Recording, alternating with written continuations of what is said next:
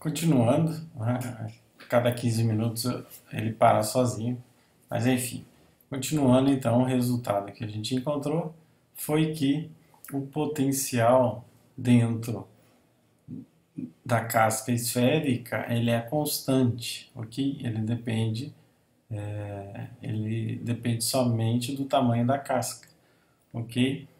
É diferente do campo, quando a gente calcula o campo dentro da casca elétrica, o campo vale zero, porque segundo a lei de Gauss, o fluxo líquido é igual à carga interna à superfície fechada gaussiana, ok? Então, no caso do potencial, não, né? A gente vê fazendo o cálculo do potencial a partir do campo elétrico. Então, a gente conhece o campo elétrico dentro e fora da casca esférica e a partir desse resultado a gente obtém o potencial e verifica então que o potencial fora ele decai, né, com a distância, mas dentro ele permanece constante. Então se fosse, né, um gráfico do potencial pelo tempo, então ele seria constante até um tanto, quando chegasse na borda da casca ele decairia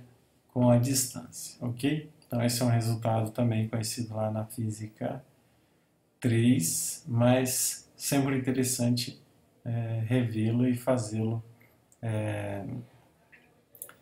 na forma da definição do potencial, ok? Bom, só uma forma, né, de mostrar a equação de Poisson e a equação de Laplace, ok? Mas a gente vai, né, falar um pouco mais detalhado no capítulo seguinte, resolvendo alguns problemas. Bom, o campo elétrico, então, a gente viu que a gente pode escrever o campo elétrico como sendo menos o gradiente do potencial, ok? Bom, e também vimos, anterior a isso, que o gradiente de E é igual a ρ sobre ε0, certo? E que também E não assume qualquer forma, então, portanto, o rotacional sempre vai ser zero, ok? Bom, o que eu posso fazer é, por exemplo, aplicar esse E que a gente acabou de conhecer dentro do divergente, dentro do rotacional e verificar o resultado. Bom, quando eu aplico, né, V, o campo elétrico dentro do gradiente, dentro do divergente de E, desculpa, se eu falei divergente aqui, divergente, ok? O divergente de E, então eu sei que o campo elétrico é menos o gradiente de V, e isso me leva ao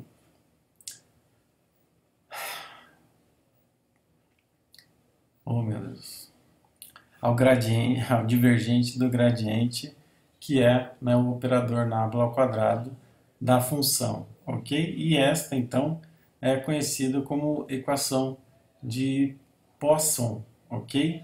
Onde, né, o divergente do gradiente é igual a menos a densidade volumétrica de carga dividido por ε0.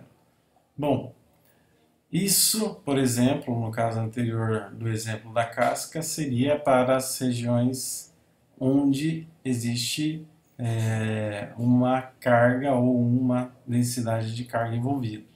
Quando não existe uma densidade de carga envolvida, logicamente essa quantidade vai a zero. E esta forma de escrever o potencial é a equação de Laplace, né? Então, essas duas equações, né, o divergente do gradiente, por um lado, ela é conhecida como equação de Poisson e depois a forma mais conhecida que é a equação de Laplace, ok? Então, eu também posso escrever o potencial nessas duas novas formas, ok? Bom, quando eu aplico, né,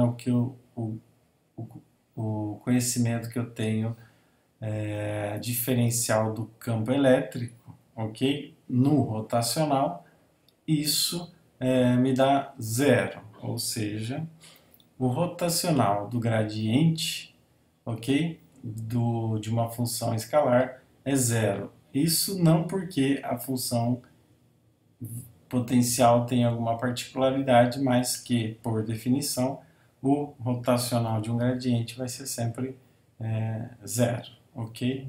Bom, então, só recapitulando, o rotacional de um gradiente, por definição, é sempre zero, então não seria diferente para o campo ou o potencial, certo?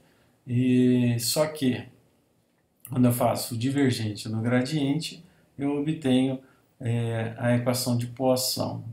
Então, para um caso especial, ela é a equação de Laplace, ok? A gente vai entrar mais em detalhes a seguir nessas expressões, ok?